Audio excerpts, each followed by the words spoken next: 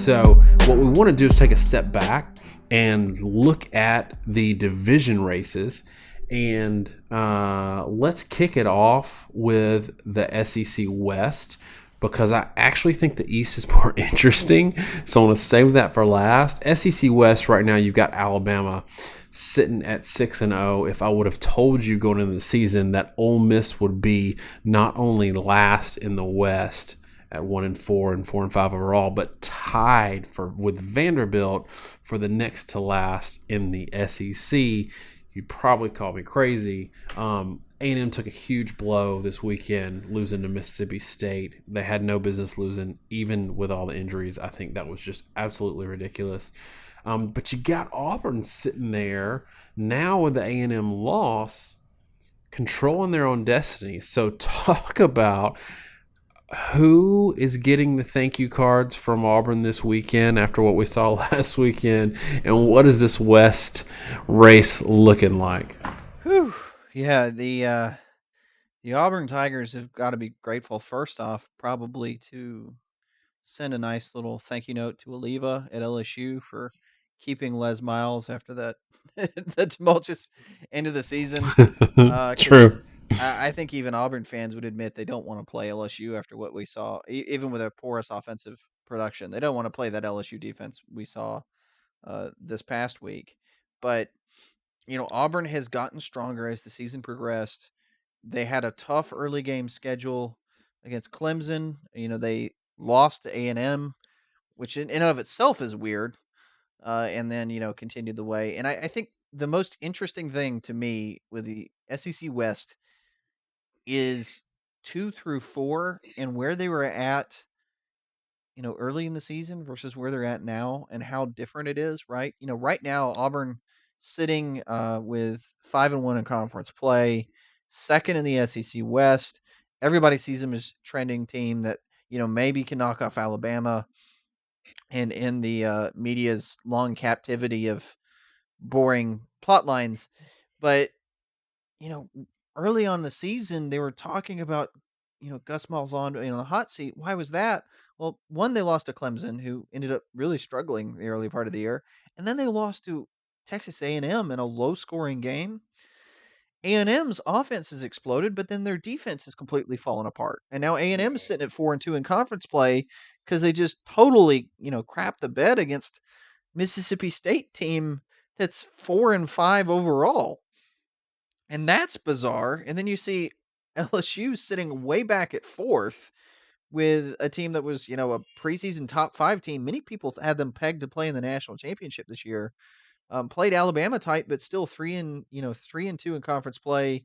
That LSU game and the fact that they got, or LSU Florida game rather, they got rescheduled really throws things out of whack, right? Because LSU's only played 5 conference games, but still already has 3 losses on the season. They're out of the playoff picture. And then the rest of the West has just been this wild ride where Arkansas, came in and game out. We've kind of ragged them at points because the defense, frankly, has been that bad. But the story of the year is absolutely in the SEC West. It's, I think, the misunderstanding of what Arkansas is as a team and the underestimation of Austin Allen. And I say that because, on the one hand, I think a lot of storylines in the SEC week in and week out have come from people really having too high of an expectation of what Arkansas was going to accomplish, and what is definitely, have said it over and over, a rebuilding year where the defense isn't as strong as they should be.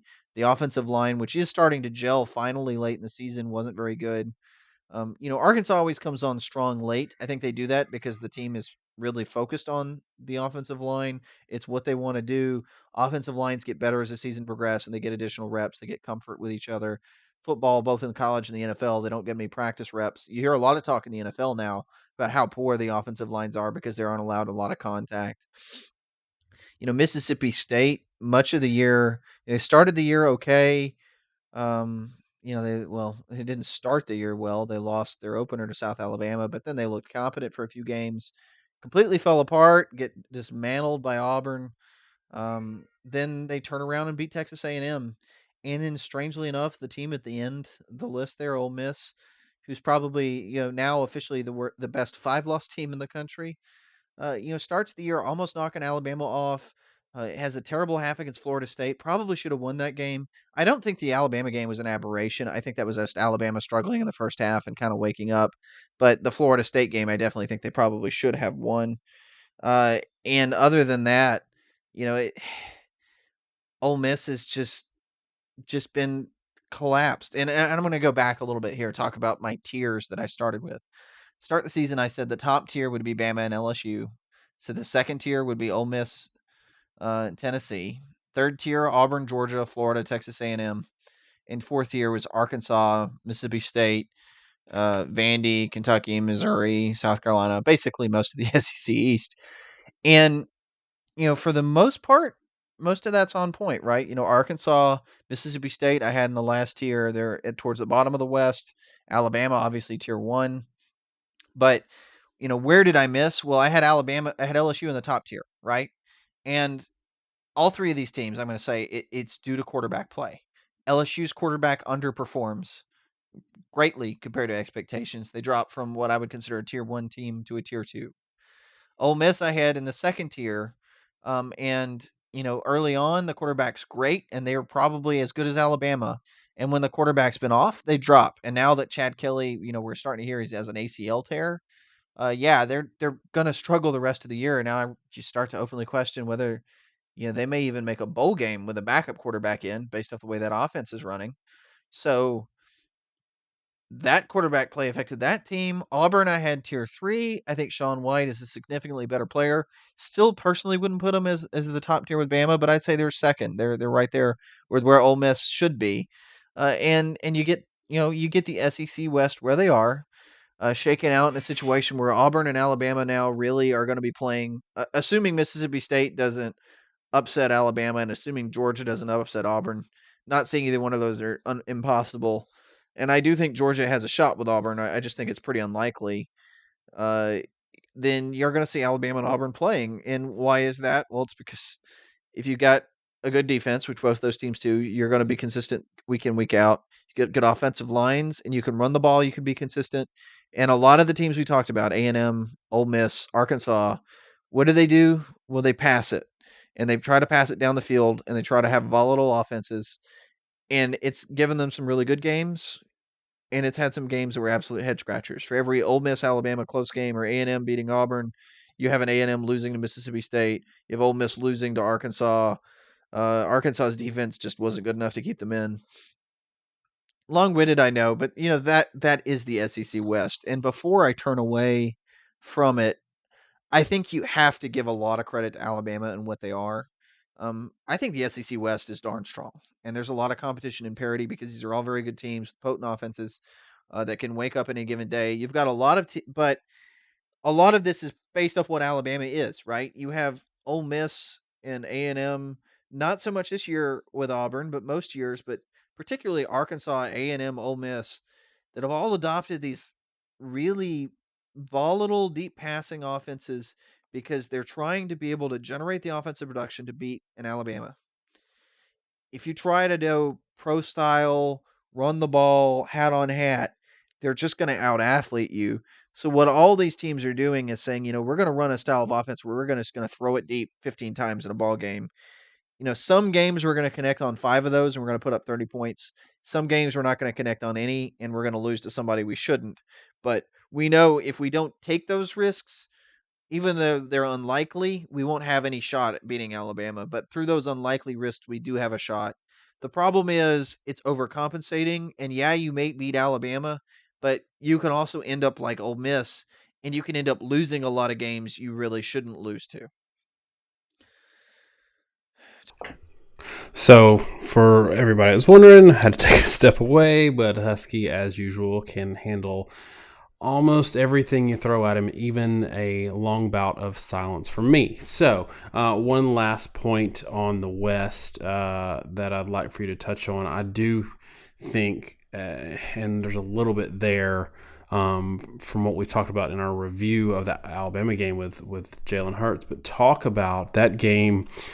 Getting a little bit ahead of ourselves, but that game in 2 weeks against Auburn, assuming Auburn wins against Georgia, realistically, they've got to have a pretty good shot, given the fact that, in spite of all this dominance that Alabama has, having that weakness in quarterback is a great neutralizer. We saw it this weekend. So maybe one last point on that before we move to the East. Talk about that matchup and just kind of how, in spite of the historic run that Alabama's on, how the road may not be completely clear for them to get to where they need to be. Right, as I said, it's Alabama's world this year, and everybody else is living in it.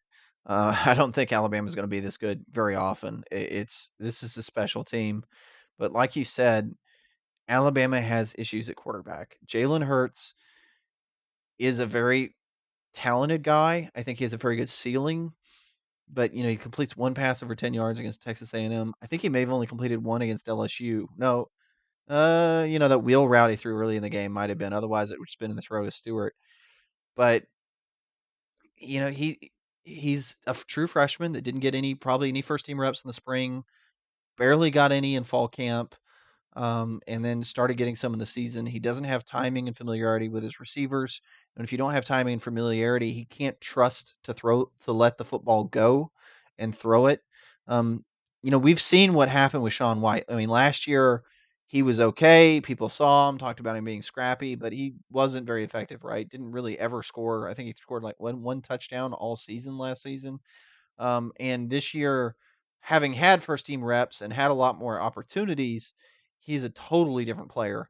And I think Hurts could be that guy, but he's just not there yet. And I get frustrated because I say things like this sometimes, and people will go, "Oh, well, you just don't like Hurts, and you just wish they had some other quarterback." And that's not what I'm saying. I'm not saying that whoever they had before, Barnett or Bateman would have been better. I really don't think that's the case. What I'd seen from Barnett this year at Alabama was not impressive, to say the least. He had no composure. He had no control of the offense. He'd stand in the pocket, wait for him to be hit. Phenomenal arm talent, and you could see it when he threw it, but it was always a question mark whether he was going to throw the ball, and he'd give up a lot of negative plays, and I think he would have seen a lot of bonehead mistakes. But I also don't know that Alabama would have been all that different with him at quarterback, just because, if the other team can't score, it doesn't really matter what you do. And that arm talent would have allowed them to have some, would have been able to hit some big plays down the field that I think right now they're missing. The question to me in this game is really, though, it's about the run defenses. Auburn, as much as we want to talk about Auburn facing a weak stretch of run defenses, Alabama hasn't necessarily faced a killer stretch either. I mean, everybody they faced was really 50th or worse pretty much all season. Maybe Kent State is the best run defense they've actually faced this year. And up until that LSU game. And then against LSU, the run game still worked, getting 4 to 5 yards per carry, but it wasn't enough to sustain a drive. And much like I was talking about in the recap with Auburn, when Alabama had to throw the ball because, they couldn't run it, it changes the complexion of the game. Teams don't have, LSU loaded the box, kept single safety almost an entire game, and said, we're not going to let you run it such that, we're caught out of position when you throw it. We're going to make it really difficult for you to run and then expect the pass. And Alabama couldn't respond. Auburn giving up 82% of opponent averages is good enough to do that. The flip side, though, is I think Auburn has the same weakness in that, they have struggled when they can't run the ball really well. There is no one in the country that defends the run as well as Alabama, I think, including Michigan. So I will be curious to see how well Auburn does. The one caveat there is I think Shaun White is accurate enough that he can complete some throws and frustrate the Alabama defense even in tight coverage, and that gives him an advantage. But I can definitely see that Alabama-Auburn game absolutely being a slugfest. The only thing there is, as good as Auburn's run defense is, and it is pretty good, 82% of opponent averages, LSU was giving up 54%. So they're not going to be able to stonewall the run. And for that reason, I still don't think Auburn is going to win that game more than likely, but they're probably the best shot that anybody's going to have outside of Ole Miss and LSU. Yeah, I just think as long as you have the inability to do one part of offense, and in this case it's passing, you can't be considered a lock for any game you're in against a good defense. So that's the West. I think we'll have a little bit more information after this weekend, especially with Auburn going up against Georgia, and we'll see if the LSU annual tapering off after losing to Bama occurs, or if they can rally and position themselves, because there's still some significant bowl games to play for at this point. So we need to keep that in mind as well.